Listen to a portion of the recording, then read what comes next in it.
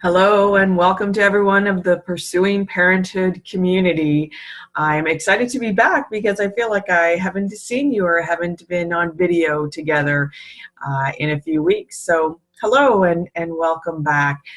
I have decided by looking at the feedback and some of the themes that have been coming up that we will try a video newsletter for the next few months and see how that goes and see if some of the information can get to you that way. So in looking at the feedback, one of the themes that definitely has come up from the online interview series is the issue around stress. And that's stress regardless of the path to parenthood that you're on, whether you are trying to conceive, looking at assisted reproductive technology, adoption, surrogacy, fostering, regardless of the path. One of the stats that we heard is that 80% of the general population has been dealing with high levels of cortisol, which is the stress hormone. And then that can show up in our life in lots of different ways. And stress isn't just about, sometimes we think of it as an emotion, a big emotion, we're feeling really stressed, but it's also stress that happens on all the different systems that we have. So it might show up as inflammation or illness. And so we really want to look at stress in a bigger perspective. But in these videos that I'm going to be doing quickly is that they're not going to be long, but we're going to kind of name the issue and then we're going to get right to the steps that you can start doing today. Some of them will be focused on a certain path that you're on. But for example, today, stress, that's for everybody. That's for me, that's for you, that's for other people in our life. And like I said, the statistic that we heard in the series was that 80% of the population is dealing with some level of a stress-related cortisol issue, which usually is showing up as fatigue or often a gastrointestinal type issue. So we're going to look at 4 steps today. First one is awareness. A number of our experts said it's really important to be aware of what's going on in our body, kind of the little aches and pains before they grow into something bigger.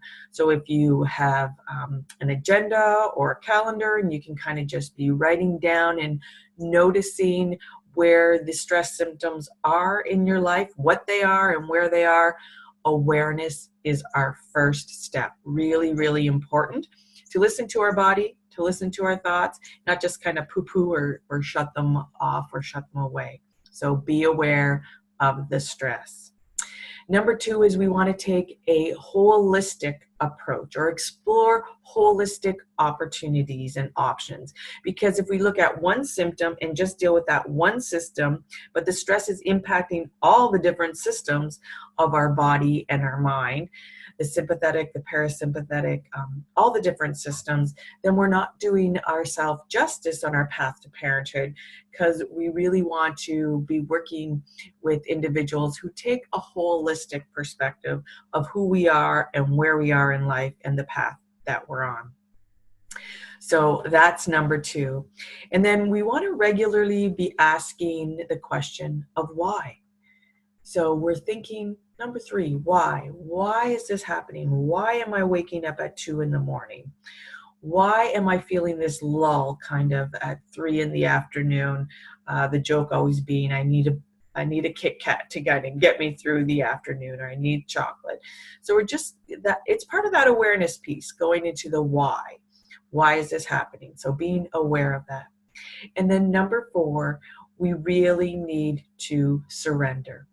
Regardless of our path, we need to surrender what we can't control. And sometimes we're feeling stress in our body. The stressful thoughts are going through our mind. It's making things worse.